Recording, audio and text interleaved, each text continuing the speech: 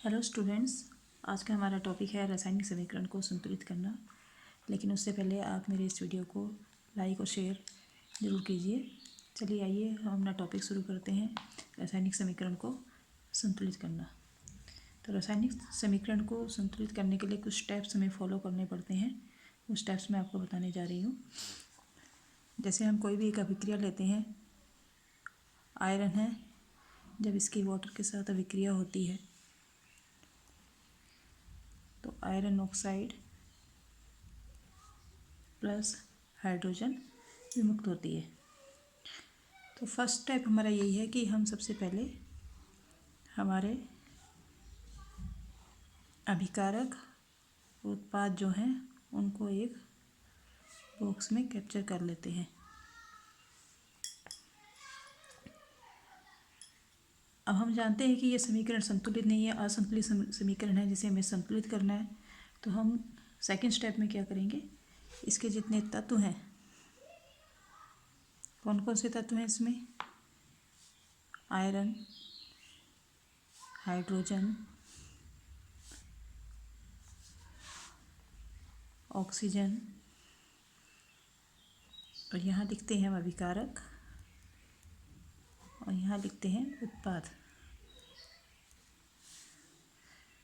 अभिकारक में आयरन कितने हैं, 1 है, और उत्पाद में कितने हैं, 3। हाइड्रोजन अभिकारक में कितने हैं, 2 हैं, और उत्पाद में कितने हैं, 2 हैं। ऑक्सीजन अभिकारक में कितने हैं, 1 है, और उत्पाद में कितनी है, 4 है। तो इस प्रकार से हम डिवाइड कर लेते हैं कि अभिकारक में तत्व है उनकी संख्या, उसके परमाणुओं की संख्या कितनी है, उत्पाद में उनके परमाणुओं की संख्या कितनी है। अब जो हमारा अगला स्टेप होगा उसमें हम क्या करेंगे, जो सबसे अधिक परमाणु वाले जो तत्व है उसके अभिकारक या उत्पाद की तरफ जो भी है उसको सबसे पहले हम संतुलित करेंगे। अब जैसे हम देख रहे हैं सबसे अधिक उत्पाद की तरफ किसका है, ऑक्सीजन का है। कितना है ऑक्सीजन का, 4 है। जबकि अभिकारक की तरफ कितना है, 1 है। तो अब सबसे पहले हम इसको ही संतुलित करेंगे। यहाँ पर 4 है तो यहाँ पर भी हमें इसको क्या बनाना पड़ेगा, 4 बनाना पड़ेगा। और 4 बनाने के लिए हम क्या करेंगे, किससे गुणा करना पड़ेगा, 4 से गुणा करना पड़ेगा। तो हम अगर दोबारा समीकरण लिखें, प्लस अब हमने 4 से गुणा कर दिया है, ऑक्सीजन 4 हो गए हैं। अब एक चीज़ हमें याद रखनी है कि ये जो 4 हो गए, हमें इस बॉक्स के अंदर ये जो संरचना है इनकी संरचना में कोई परिवर्तन नहीं करना है। ये जो 4 लिखा है ये इसके आगे की ओर आएगा।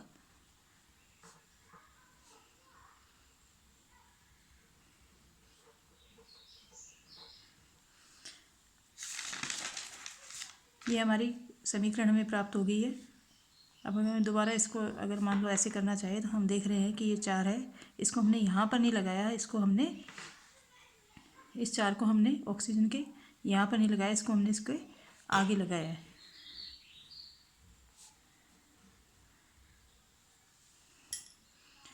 तो ये जो इनकी मूल संरचना है इसमें कोई परिवर्तन हम नहीं करेंगे।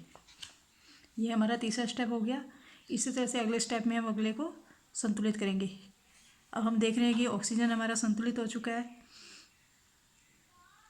हाइड्रोजन यहाँ पे हमारा संतुलित हमें शो हो रहा है, लेकिन यहाँ पर हम देख रहे हैं कि हाइड्रोजन के कितने हो गए, यहाँ पर 2 हैं, लेकिन हमने 4 भी आगे लगाया तो इसकी संख्या ज़्यादा हो गई है, 4 दूनी 8 हो गई है, और यहाँ पर 2 हैं, अर्थात ये भी असंतुलित है।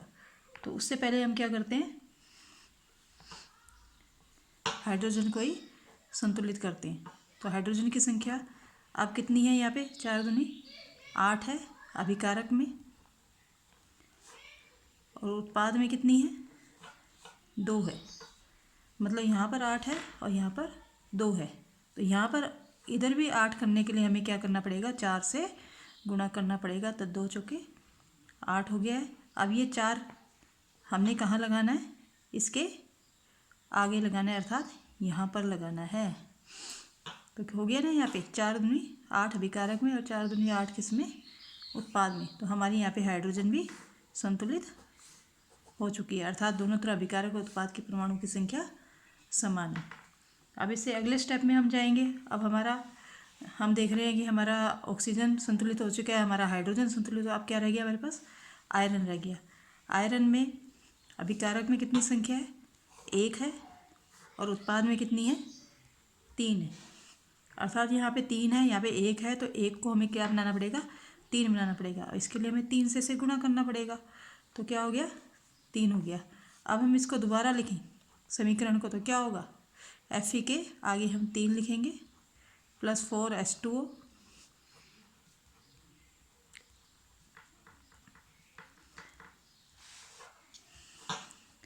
Three Fe plus 4H2O plus Fe3O4 plus Fe3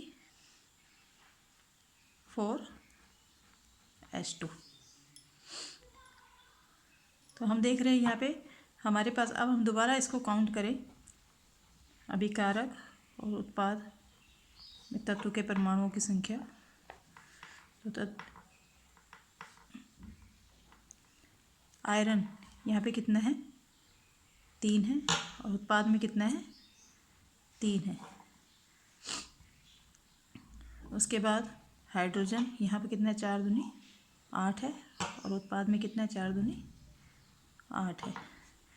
इसी तरह से ऑक्सीजन अभिकारक में कितनी है? 4 है, और उत्पाद में कितनी है? 4 उत्पाद में कितनी है? 4 है। तो हम देख रहे हैं कि आयरन में 3 अर्थात इनकी परमाणु संख्या संतुलित है। हाइड्रोजन की भी संतुलित है और ऑक्सीजन की भी संतुलित है, क्योंकि तीनों बराबर है। इस प्रकार से हम कह सकते हैं कि ये जो हमारे पास हमें समीकरण प्राप्त हुई है, ये समीकरण हमारी संतुलित रासायनिक समीकरण है। अब एक चीज़ और हमें यहाँ पे हमें इसकी पहचान होनी चाहिए कि जब भी हम ये संतुलित रासायनिक समीकरण लिखते हैं, तो इसमें अभिकारक और उत्पादों की भौतिक अवस्थाएं लिखना भी हमें आवश्यक होता है। भौतिक अवस्थाएं मतलब अभिकारक और उत्पाद ठोस है, द्रव है या गैस है। ठोस अर्थात सॉलिड, तो इसको S से दर्शाते हैं। द्रव अर्थात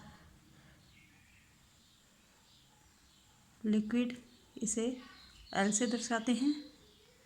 गैसीय अवस्था को G से दर्शाते हैं, और जब जलीय विलयन होता है तो उसे AQ से दर्शाते हैं। अब हम इनकी भौतिक अवस्था में लिखनी जरूरी